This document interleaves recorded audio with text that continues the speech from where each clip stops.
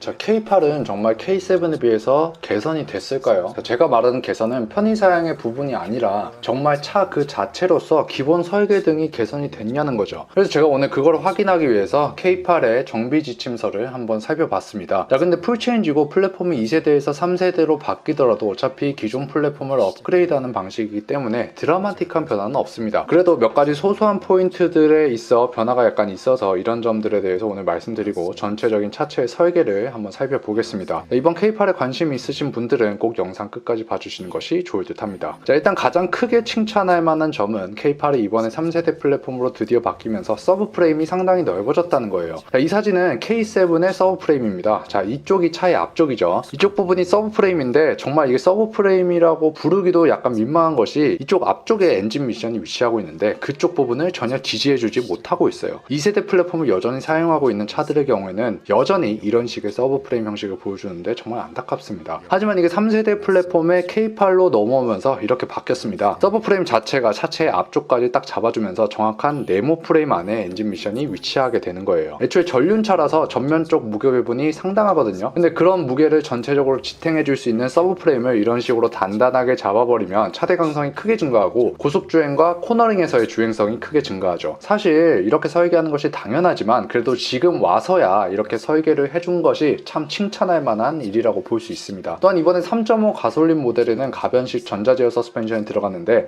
모드별 서스펜션의 감쇄력을 달리해주죠. 이게 댐퍼의 끝단에 장착된 상태로 전자적인 신호를 주어서 감쇄력을 달리 만들어주는데 이게 있으면 서스 감쇄력을 단단하게 만들어서 어떤 스포티한 주행에 도움을 준다라는 개념보다 공도에서 좀 더 부드러운 서스를 만들어서 도로에서 올라오는 진동을 상당 부분 억제시켜주는 것에 있어서 더 큰 도움을 얻는 부분인데 솔직히 이게 3.5에만 적용된 것이 좀 아쉬워요. K7에서 K8로 넘어가면서 좀 더 고급스러움을 추구한다면서 3.5에만 적용시켜 준다는 게 좀 그렇습니다. 브레이크 시스템 또한 소폭 개선이 됐는데 17인치와 18인치 브레이크 디스크의 외경과 두께가 소폭 개선이 됐어요. 특히 18인치 휠의 브레이크 디스크 외경이 15mm 더 커졌는데 외경이 커지면 무게가 좀 무거워진다는 단점은 있지만 브레이크 시스템의 성능이 더 개선이 되는 건 맞아요. 이렇게 소소한 업그레이드를 조금 이루어냈죠. 나머지는 엔진의 설계, 앞쪽, 뒤쪽 서스펜션 구조와 소재 모든 것이 동일하긴 합니다. 다만 좀 아쉬운 것은 그래도 차도 커지고 가격도 비싸지고 뒷자리에 들어가는 편의사양들은 잘 챙겨놨는데 리어 쪽 로어암이 여전히 K7과 동일한 스틸인 점은 약간 아쉬운데 만약 이걸 알루미늄 합금 소재로 바꾼다면 로어암 자체의 크기와 모양새도 달라져야 하는 대공세가 들어가기 때문에 그대로 놔둔 듯해요. 솔직히 GB70 같은 경우에도 리어 로어암을 알루미늄 소재로 하지 않고 스틸 소재로 사용하고 G80 정도는 돼야지 알루미늄 합금 소재로 사용하는 경우를 보여주죠. 단가 차이가 거의 8배이기 때문에 쉽게 적용 못하는 점은 이해하고 싶습니다. 다음으로 주행보조 사양에 대해서 좀 말씀드리면 기존 K7보다 레이더가 추가됐어요. 전측방 레이더가 추가됐는데 이 레이더가 추가로 들어감으로써 교차 차량, 측방 접근차, 추월 시 대항차에 대한 전방 충돌 방지 보조 기능이 신규로 적용 가능하게 된 거예요. 이건 K8 드라이브 와이즈 옵션을 넣어야지 적용이 되고 제네시스 브랜드에서도 동일하게 드라이빙 어시스턴트 패키지에 옵션을 넣어야지 적용이 되는 것입니다. 추가로 ADAS DRB라는 것이 있는데 이것은 카메라, 레이더 등을 통해서 이루어지는 전체적인 차량의 제어와 분석을 담당하는 시스템을 명칭하는 것으로 이 시스템이 들어갔기 때문에 이번 K8에 고속도로 주행보조 2가 들어간 것이고 기존에 카메라로만 작동되던 차로 유지 보조가 이 DRB 시스템의 추가적인 어시스트를 얻어서 작동되기 때문에